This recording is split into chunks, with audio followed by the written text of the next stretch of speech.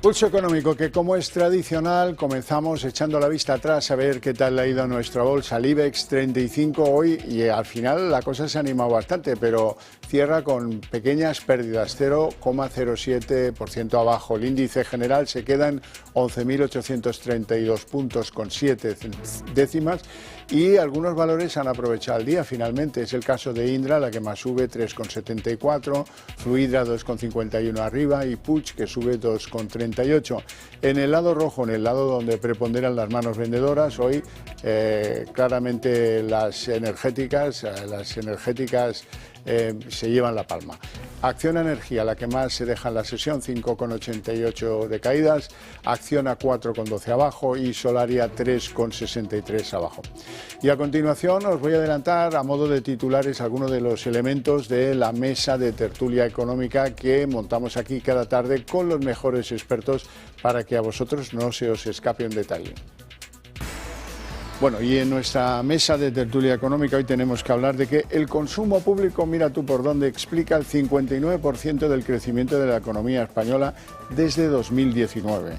La segunda palanca principal de nuestra economía es la demanda externa, pero lo primero y lo mayor, el consumo público. En segundo lugar, el gobernador del Banco de España, Escrivá, dice que quiere que el impuesto a la banca sea neutral. Ya me dirás cómo, pero es lo que dice Escrivá, y a la vez pide tener voz y algo que decir como gobernador en la fusión de moda de la bolsa en España, la fusión BBVA-Sabadell. Bueno, y dicho esto, presentamos a nuestros invitados de inmediato. Don José Ignacio Enríquez, actuario financiero y presidente de varios fondos cotizados de renta fija. Muy buenas tardes. Muy buenas tardes, Javier. ¿Todo bien? Encantado de estar aquí. Me alegra muchísimo. Don Julián Salcedo, doctor en Ciencias Económicas, abogado experto en el tema inmobiliario y secretario del Club Liberal Español. Así es, buenas tardes. Buenas tardes. ¿Todo bien? Todo bien, estupendo. Bueno, permitidme que despida a un buen amigo. Nos ha dejado el que fue tertuliano y opinador de Pulso Económico, Álvaro Climent. Un hombre bueno, fundamentalmente, y un hombre enormemente preparado y que ilustraba esta mesa con un rigor extraordinario. Así es que le echaremos mucho de menos. Descanse en paz, Álvaro Climent, y desde aquí un abrazo a la familia. Y no digo nada más porque a lo mejor no podría. Así es que vamos a la sesión del IBEX de hoy. Dos partes. Primera parte de la sesión, pues esto iba al peligro de perder los 11.700 puntos, renovables las que más han pagado el pato, pero también inmobiliarias, pero también eléctricas, telecos, en fin, todo eso estaba en pérdidas. Luego al final hemos podido recuperar y mucho que nos alegramos todos. En parte presionadas, y se lo digo a usted concretamente, por las subidas en las rentabilidades de los bonos. Pues sí, veníamos de una subida en todos los índices que repetíamos que estábamos en máximos de máximos. Bueno, pues hay que entender esta bajada en el contexto de una posible rotación de carteras, de una posible realización de plusvalías. Ha habido como mencionabas, Javier, una caída, una subida en la rentabilidad del precio de los bonos, que se produce como consecuencia de la bajada del precio. Es decir, yo tengo un bono, el bono alemán, que me paga un 3%, el precio baja de 100 a 99, pues la rentabilidad de alguien que compre ya no es del 3%, es del 3 y pico, porque estoy comprando más barato. Cuando se producen esas oportunidades en el mercado, pues por diferentes motivos, pues una posible estrategia es realizar plusvalías en la cartera de renta variable para ponerlas aparcar el dinero en una inversión segura como es la renta fija. Eso unido a que también las bolsas a nivel en el continente europeo pues han tenido un día donde ha predominado las ventas y donde ha predominado el color rojo, pues ha hecho que hoy el IBEX pues al final haya tenido una caída, pero no ha sido tan trágica. No, al final se ha apañado la cosa bastante.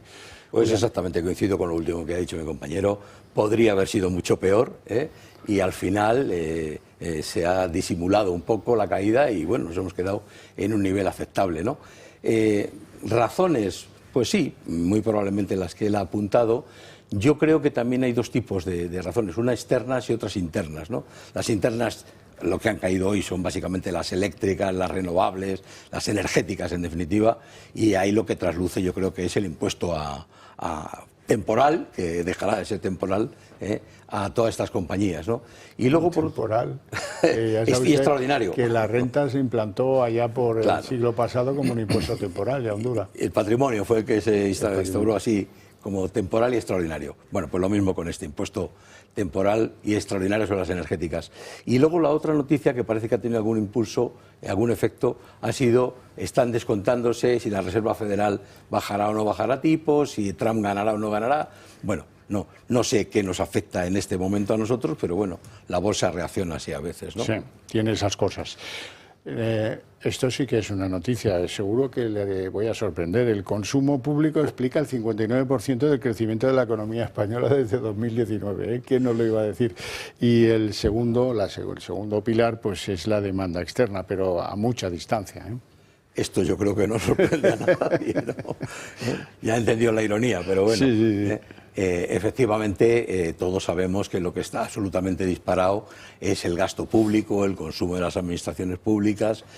Lo que está también muy bien, funcionando aceptablemente, es la demanda externa, es decir, las exportaciones netas de importaciones. Pero efectivamente yo creo que lo más preocupante sigue siendo que la inversión productiva, la inversión empresarial no termina de crecer, ¿no? Y esto es fundamental no para el presente, pero sí para el mañana, ¿no? Hay datos que lo avalan. El PIB per cápita ha crecido muy poquito desde antes de la pandemia, los niveles prepandemia, me parece que hablan de un 4,5%, un 5%. 5 veces menos o 5 veces más ha crecido el gasto público per cápita, ¿no? Está disparado y todos sabemos que la solución no pasa por subir impuestos, sino que pasa por reducir gasto público y sobre todo el improductivo. Pues sí, hay una frase que dice que doctores tiene la Iglesia, pues aquí tenemos un doctor en economía que tiene el mundo económico.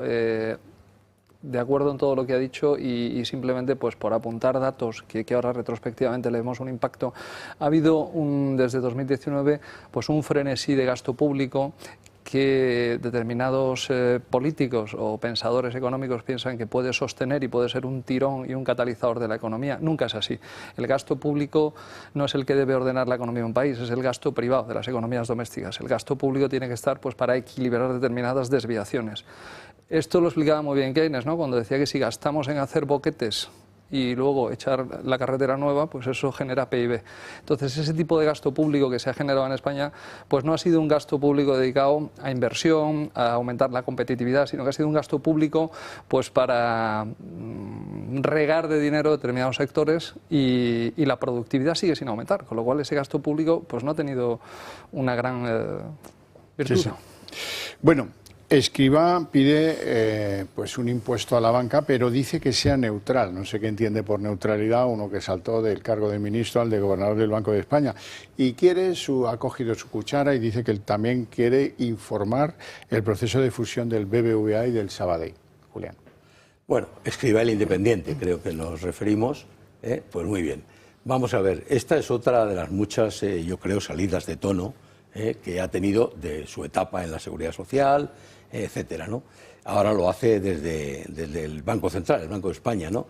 Y aduce que otros países en Europa aplican un criterio distinto. Lo que él llama neutralidad, en realidad se está refiriendo a si las provisiones que dotan las entidades financieras por deterioro de sus activos deben de estar sujetas a tributación o no, es decir, deben ser antes de los impuestos o no computar para los impuestos.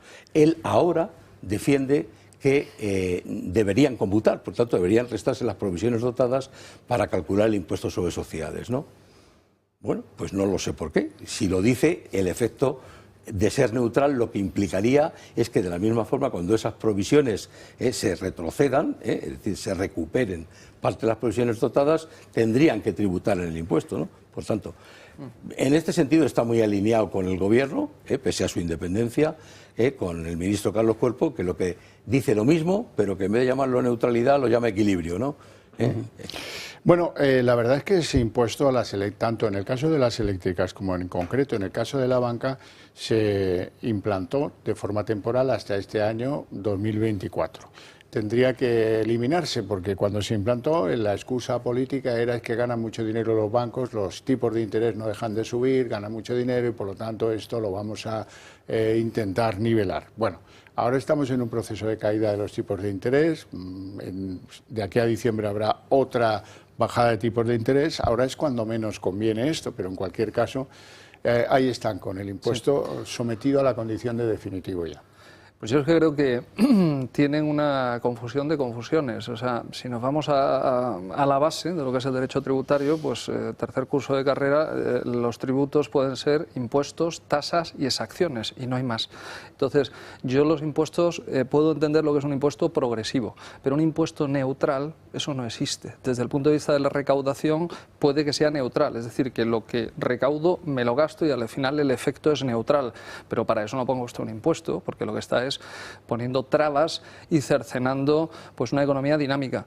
Bueno, la banca tiene que tener un impuesto como cualquier sector económico, pero no se trata de ir persiguiendo al que gana dinero, porque para eso se encarga el mercado, de regularlo. Entonces, esto unido pues al tema de todo lo que han dicho. 6 años con tipos de interés bajísimos, por cierto, y ahí claro. pues que... Entonces parten de una confusión de confusiones en la cual pues la política fiscal, que es una herramienta junto con la política monetaria, la política fiscal la entienden simplemente como consolidación del gasto y continuación en la subida de impuestos, cuando las políticas fiscales expansivas son las de reducir impuestos para que haya más alegría en el consumo. Eso no lo practican. Desde luego. Le dirijo la pregunta a usted. En España, el inversor conservador, el que iba buscando el interés que le daban por las letras del Tesoro, ahora se ve con que cada vez va a ser más difícil arañar esa rentabilidad. Conseguir ahora un 2,5 ya es una proeza, ¿no? Es una proeza y casi me cuesta decirlo porque hay que incentivar el ahorro es una renuncia presente por un consumo presente en pos de un futuro, pero para un 2,5 yo personalmente a ese ahorrador que tiene un dinero que le ha costado mucho, que ha tributado y que lo ha ganado con mucho sacrificio, le recomendaría que lo dejara aparcado a la vista para que si le surge cualquier oportunidad de inversión pueda acometerla, porque un 2,5 no te cubre ni tan siquiera la inflación y como necesites el dinero, además es que pierdes si le metes las comisiones de compra y de venta. Entonces, bueno... Julián. Pues sí, claro. Yo va por delante que me califico como inversor conservador también, ¿no? Efectivamente, la rentabilidad de la letra del Tesoro pues es muy bajita, pero lo importante no es que esté en el 2,5 rondándole, sino que va a bajar. Esto es evidente, porque si todos damos por sentado que va a haber al menos una bajada más de tipos de interés de aquí a final de año y que los tipos dentro de un año estarán al 2%, en Europa, pues hay que pensar que la rentabilidad de la letra del Tesoro tendrá que seguir bajando hasta acercarse a ese nivel del 2%, ¿no? Lo que sí que ocurre, que tenemos que recordarle, yo quiero hacerlo aquí, a los que nos escuchan, que rentabilidad y riesgo son las dos caras de la moneda, ¿no? A mayor rentabilidad, mayor riesgo. Quien pierda ese, o quien quiera desviarse de ese nivel conservador de inversor, y pretenda una rentabilidad superior, es que tiene que asumir un riesgo mayor, ¿no? Ahora se están proponiendo los fondos de inversión y otros tipos, ¿no? Bueno, vamos con los nombres propios. El primero de hoy es Enagas. Enagas ha vendido una filial, Talgras, y eso le repercute en 130 millones que se tiene que aplicar en libros por minusvalías, dado el precio de la venta. Tiene una ventaja, y es que reduce su endeudamiento, el de Enagas, en un 30%. Pues sí, podemos pensar si la operación ha sido económicamente rentable. Efectivamente, ha tenido que asumir unas pérdidas cuantiosas por ese 30% de inversión que tenía en Talgras, pero le ha permitido reducir deuda, como muy bien has dicho, en 1.000 millones de euros, ¿no? Y hay que pensar que la financiación que tenía, he leído en algún sitio que el coste financiero de su deuda en el año 2023 estaba en el 2,6%. Si ahora aprovecha con esos 1.000 millones a reducir deuda a los tipos más altos y se enfrenta a un horizonte de tipos bajos, pues seguramente podrá amortizar me atrevo lo he calculado más o menos, pero entre 2 y 3 años podría recuperar por la vía de un menor coste financiero la minusvalía que ahora ha registrado. Claro. Yo la lectura que hago es Enagas es un sector estratégico con fuertes barreras de entrada, en la cual el Estado es uno de los accionistas. Han reducido pues casi en un billón, ¿no? 1.000 millones, el billón americano en endeudamiento, y creo que lo ha hecho bien porque se lo ha planteado desde el punto de vista del coste de oportunidad que decimos en economía, es decir, el coste desde el punto de vista de la alternativa perdida. Si yo no reduzco este nivel de endeudamiento, no voy a poder tener una mejor calidad crediticia, no me voy a poder financiar más barato y no me voy a poder endeudar de nuevo, que es lo que persigue para todo lo que son las nuevas fuentes energéticas, el gas, las renovables, ciclo combinado. Entonces, creo que desde el punto de vista de la estrategia financiera, pues tiene sentido. La cotización está ahí anclada en el soporte de los 14 euros, 13,60 y algo me ha parecido ver, y distintas casas de análisis apuntan a que puede tener recorrido hasta 16. Bueno, lo que te está marcando el mercado es que tiene margen de mejora, un poco. Bueno, hablemos de Naturgy, porque Naturgy se atraganta en ese hueco bajista de los 24 euros. Sí, bueno, tenemos que decir que efectivamente Naturgy está intentando salir de ese estancamiento que tiene bajista en los 24, algo, 30 o 31 euros por acción, desde que falló la OPA de TAQA, ¿verdad? Desde entonces está intentando salir de ese bache. La verdad es que ha recuperado una muy buena parte de lo que perdió, pero no consigue superar eso de lo que es desde el análisis técnico, el análisis chartista, ¿no? Se ha dibujado ahí una figura de un doble suelo que está en esos niveles de los 24,3 euros por acción y le cuesta un montón superar esa resistencia. Si lo hace, se puede disparar por lo menos un 10 o un 15%. Bueno, todos los inversores saben que van a pasar cosas políticas en Naturgy en el breve plazo. Claro. Pues yo creo que este factor que apuntas, unido al análisis técnico que mencionaba Julián, ¿qué podría yo añadir? Pues irnos un poco a la parte del fundamental, el análisis fundamental. La compañía está bien, el balance de la compañía es sólido, tienen una estrategia de negocio, quizás no tengan una estrategia accionarial o de posicionamiento económico, en el sentido de que todavía no han acabado de determinar quién va a ocupar los sillones. Eso le penaliza, pero creo que es un valor que ahora mismo está en un momento de indefinición, en el sentido de que el que está no quiere salir y el que quiere entrar pues todavía no acaba de ver si es el momento de entrar o no, pero este momento de indefinición, yo si tuviera que dar un pronóstico, pronosticaría que tiene que ir al alza por el momentum en el que estamos y además el cierre del año, donde generalmente siempre la bolsa pues en noviembre da un arreón hacia arriba. Bien, hablemos de Telefónica, que parece que se ha frenado en los máximos que tenía antes de la pandemia y ya mucho tiempo atrás. Bueno, es que efectivamente yo creo que hay dos razones. La primera, todas las operadoras de telecomunicaciones en Europa están lastradas por la regulación, la elevada regulación que tiene el sector aquí en Europa. Pero luego yo creo que en el caso de Telefónica hay otro factor, además del de la entrada del gobierno en el accionariado, que de alguna manera a algunos les supone un poco de respeto. Está su presencia en Hispanoamérica, en Latinoamérica, ¿no? Puso muchos huevos en la cesta latinoamericana, durante muchos años le ha ido muy bien, pero ahora en ese continente, en el Cono Sur, pues tiene ciertas dificultades. La cosa ya no es tan alegre como en los primeros momentos, ¿no? Ha superado algunos litigios por la vía de un acuerdo con un arbitraje con Brasil, con el Estado de Brasil. Tiene más desencuentros en Perú, donde tiene unas multas, iba a decir multimillonarias, pero por lo menos 1.000 millonarias, ¿no? Entonces, bueno, pues lo tiene difícil. No es fácil que las empresas de telecomunicaciones en Europa, las europeas, suban mucho más. Sí, totalmente. Por múltiples comparativos, las telecos a nivel internacional y las telecos de un cierto tamaño, Telefónica, recordemos, y como anécdota, es la compañía en telecomunicaciones la número 1 en el mundo por volumen de deuda, ¿no? Cuando se dice número 1 en el mundo lo hay que aclarar porque entonces es una compañía grande, tiene un endeudamiento que está reduciendo, pero todas las telecos a nivel internacional, desde AT&T en Estados Unidos, la japonesa NTT, como Deutsche Telekom, todas las telecom están en un momento en el cual se sabe que es un sector estratégico y a futuro y que siempre va a ir a más, pero los márgenes ya es muy difícil aumentar los márgenes de ganancias por la regulación, por la ley de protección de datos, por la competencia que hay en el sector, porque verdaderamente el índice de penetración de telefonía, de consumo de datos, está ya en unos niveles altos. Entonces, hay poco margen para incrementar las ganancias y al final pues hace que cueste muchísimo que el valor tire para arriba. Bueno, hemos conocido la deuda de la Seguridad Social en el cierre del año pasado y se elevó a 116.000 millones, casi un 10% más. ¿Tampoco es una sorpresa? No, sorpresa en absoluto. Llevamos muchos años, desde que, antes incluso de que Escrivá entrara al Ministerio, diciendo que la deuda de la Seguridad Social, la situación de la Seguridad Social, no es sostenible a medio y largo plazo, ¿no? Y eso a pesar de que efectivamente en el año 2023 y lo que va de 2024 ha habido un incremento de la afiliación notabilísimo, incluso los ingresos por cotizaciones han subido hasta más de 95.000 millones, casi 7.000 millones más, un 7 y pico % respecto al año pasado. Pero, claro, el problema no es lo que suban las cotizaciones, sino es lo que suban las prestaciones, ¿no? Y las prestaciones suben más que los ingresos que percibe, ¿no? No parece que haya forma. Se ha triplicado la deuda de la Seguridad Social, no es que haya crecido mucho, es que se ha triplicado desde el año 2018-2019, ¿no?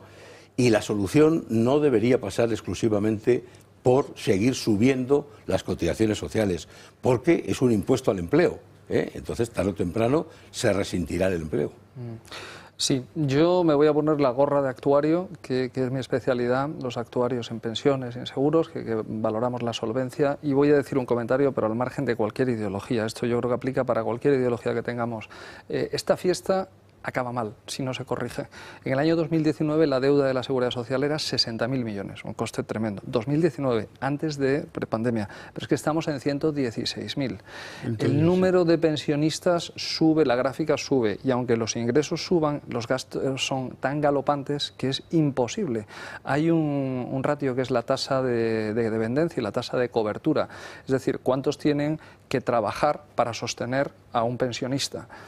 Estamos en niveles ya prácticamente en los cuales uno trabaja solamente para mantener a un pensionista. Entonces se produce la paradoja de decir, bueno, ¿para qué voy a trabajar? ¿Para qué una persona de 30 años me voy a poner a trabajar si en cotizaciones sociales, en todo lo que tengo que pagar, prácticamente es para, bueno, pues para la pensión de los que te dicen, y con mucha gallardía, señores ya jubilados, te dicen, es que yo ya mi pensión ya la pagué. No, su pensión no la pagó usted. Su pensión se la pagó a la anterior, porque estamos en un sistema de reparto simple, es decir, cuántos gastos hay encima de la mesa y cuántos ingresos tenemos. Eso, la única solución que tiene es contener el gasto público, que las pensiones medias se congelen, no que disminuyan, que no hay voluntad política de hacerlo, y la única argucia que tenemos es pues ir en la línea de retrasar la edad de jubilación, que es lo que se ha hecho en otros países con el problema similar. Bueno, también se podría hacer mucho expurgando algunas cotizaciones que están a costa del régimen general, que no debería ser así. Pero ¿quién le pone el cascabel a ese gato? ¿Quién es el guapo que dice, usted no se va a jubilar a los 65, sino a los 71? Hay que retrasar 3-4 años para absorber el déficit actuarial, además está calculado. Así que ese panorama tenemos. Bueno, no todo son malas noticias, porque el Euribor va muy bien y eso significa pues que va bajando. Estamos ya en un nuevo mínimo anual y eso va a seguir, ¿no? Claro, es inevitable porque efectivamente se va a ir aproximando al 2% en un año, va a bajar inmediatamente en diciembre por lo menos otros 25 puntos básicos. Correctísimo, y poco tengo que añadir. El Euribor refleja también las tensiones a la hora de prestarse entre los grandes bancos. Es la tasa del euro, la tasa de referencia, igual que los ingleses toman la tasa LIBOR, la LIBOR, ¿no? Entonces, bueno, pues cuando hay tensión en el mercado interbancario, pues el Euribor sube con independencia ceteris paribus de que el tipo de interés esté constante, ¿no? Pues quizás es lo que está pasando ahora. Hay más facilidad crediticia, menos miedo. Bueno, pues tenemos que dejarlo aquí. Yo que los temas serán muy interesantes, pero no tenemos tiempo para más. Si acaso para agradecer a estos dos caballeros su presencia en el programa, sus opiniones y el estar aquí con todos nosotros y a ustedes, agradecerles su paciencia y su interés. Pero para ustedes tengo premio a la vuelta de publicidad, la redacción abierta.